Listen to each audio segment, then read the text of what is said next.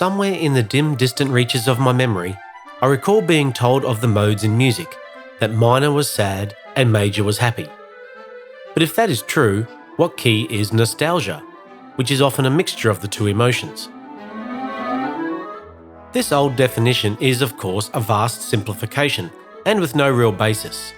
If you stop to think about it, the key of A minor includes 3 major triads, and the key of A major has 4 minor triads.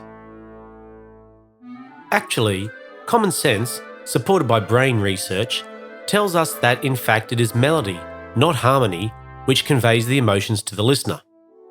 As an example, Derek Cook, in his terrific book The Language of Music, says that do, mi, so, la, so conveys the feeling of childlike innocence.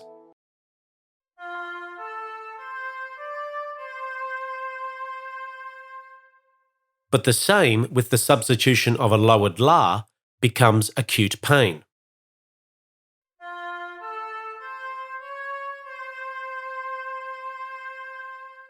Seeing these examples, you will feel a physical difference, and you feel the right hemisphere of the brain controlling your face as your singing takes you from childlike innocence to pain.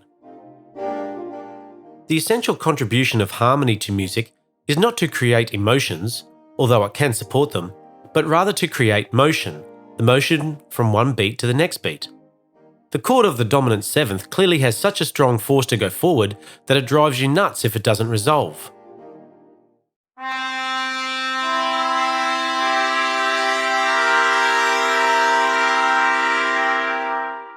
It is a combination of all these factors which results sometimes in a circumstance where a composer will have a strong feeling which can only be expressed by the power of a single accidental in the melody.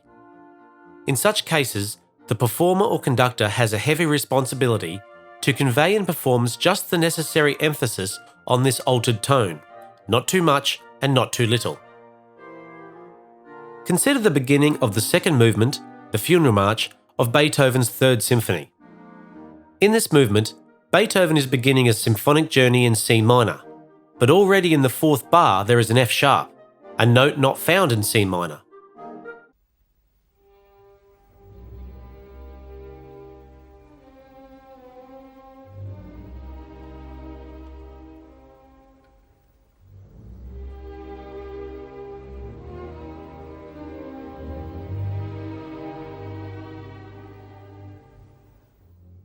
The theorist has a name for this F sharp, a non-harmonic tone.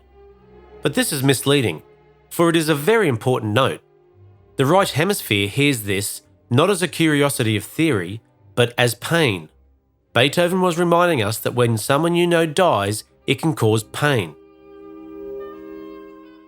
The first challenge for the conductor is to find a genuine artistic composer whose work is an honest communication of feeling. That's not so easy to find these days. Then the conductor must recreate this honest communication of feeling to the players. This is best done on a non-verbal basis, through demeanour, facial expressions, and a conducting style which reflects the emotions. Actually, the brain makes this conducting challenge very easy. Consider someone trying to catch a ball. A ball is hit toward him and his only thought is catch the ball. The right hemisphere of the brain solves incredibly complex problems like the effect of gravity, wind factors, height and distance, and solves them so fast that the catcher begins to run the instant the ball is hit to the exact point where the ball will fall. You will never see someone running left when the ball is going right. The very same thing happens in conducting.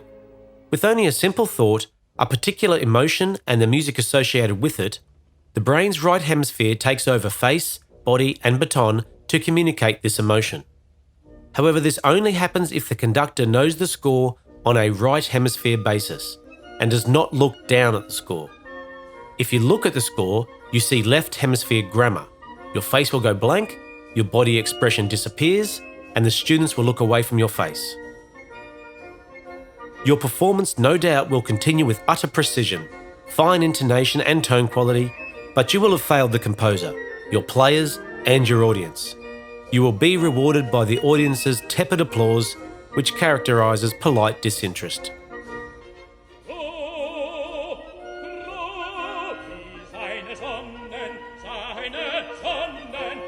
fliege, floh, die Scheide, Sonne, fliege durch des Himmels Reich.